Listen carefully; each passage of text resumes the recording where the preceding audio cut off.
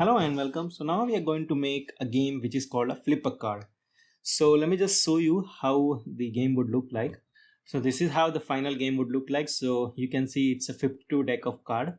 So now there is a turn of the player one. So here you could see that whose turn is it right now. So it is saying that it's a turn of player one. So let me just click any button.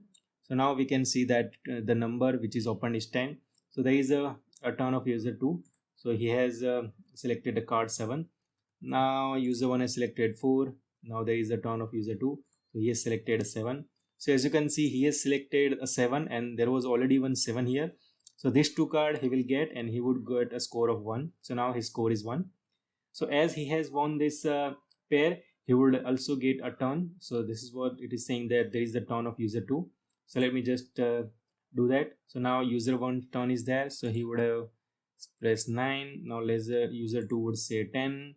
So again he got 10 and there was already a 10 here, so his score is 2 and still there would be a turn of user 2.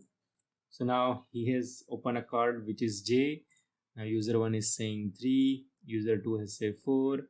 This again user 1 is saying 5, user 2 is saying 3. So again he got the third score. So I think player 2 is lucky now, he's carrying all this pair. Let me just try to see. Again he has got one more score, so player 2 score is 4.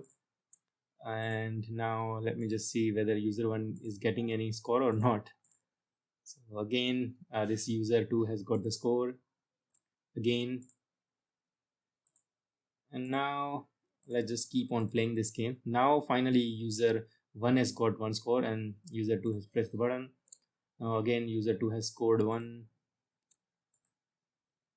Again user 1 has scored, and now there is a user 1 will get a turn because he has won that pair.